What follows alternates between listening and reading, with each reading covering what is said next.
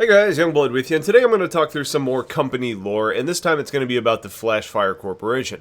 Now, you may not be necessarily familiar with the name, but you're certainly at least familiar with the products, because their line of adaptable weapons mounts is what we use today so we can equip whatever weapons we like on our ships. Now, prior to the invention from Flashfire, each and every craft created had its own line of weapons and modules, which meant that a laser repeater on an anvil fighter was only available on that fighter, and likewise a scanner on a MISC ship was really only available on that freighter. And what that meant for everyone in the verse was that everything was incredibly expensive and was created. It kind of created these difficult upgrade paths. Not to mention overall confusion, because now all of a sudden supply lines and chains actually were really difficult to predict, and trying to create a distribution business became cumbersome as warehouses ended up filling up with goods that were specific to specific spacecraft, which really limited the opportunities for sales unless you carried a huge stock of inventory. That also meant bad things for the economy and the market as a whole. Companies tend to bring innovation with competition, and when there was no way to compete across platforms, things got stagnant. And based on it being hard to find a supplier with the part that you actually needed, demand was high, meaning that pilots and ship owners were generally being screwed, facing massive markups on the goods that they needed. There were companies that tried to eat into this market of cross-chassis products through what was known as a cloning technology, but even that was typically poor quality and still brought a high price tag with it. It really just took one revolutionary thought to fix everything, and at this time it came from Gavin Snarm, who saw the opportunity and jumped in at the chance to really try and fill the need of a product that was surprisingly simple.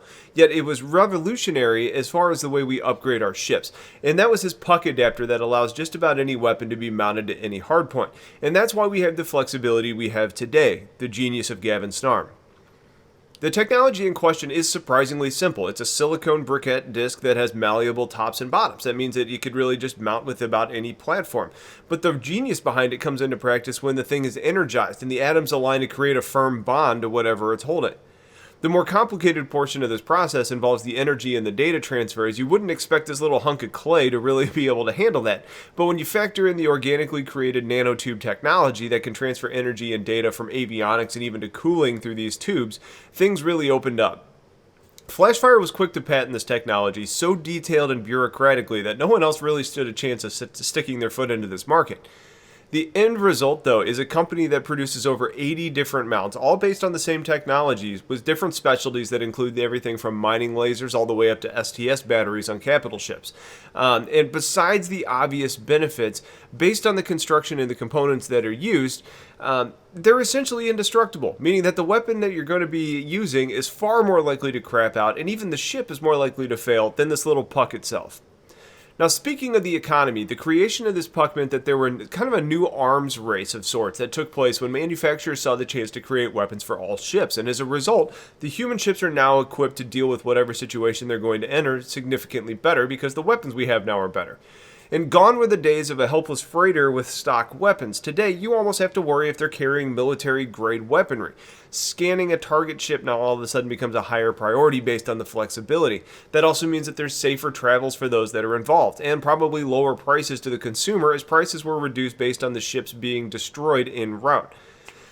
The company at this point hasn't really bothered to expand its product line, something much different from many other companies that we've covered to this point. But there are mentions of them having 3 research and development divisions that are focused on meeting the needs of the private sector.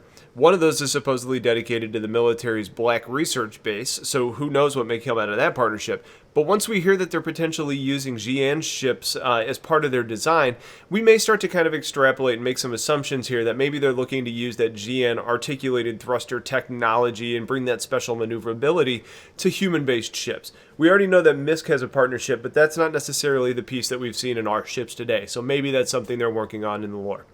There are even thoughts about using the technology patented by Flashfire to adapt to Vandal charging systems, which may be part of the reason why the glaives that we fight today are able to bring such large weapons to the fight. They have really good charging technology. Maybe that's something we can incorporate into our ships as well. And speaking of rumors, there are talks that the old man at the helm of this company, Snarm, is ready to unveil brand new technology that may allow for other upgrades to equip ships that may seem out of line. However, until we see it, it's hard to assume that they have the capability, because if you could release a product allowing a cap ship power plant on a Starfarer, why not release it and capitalize on the profits now?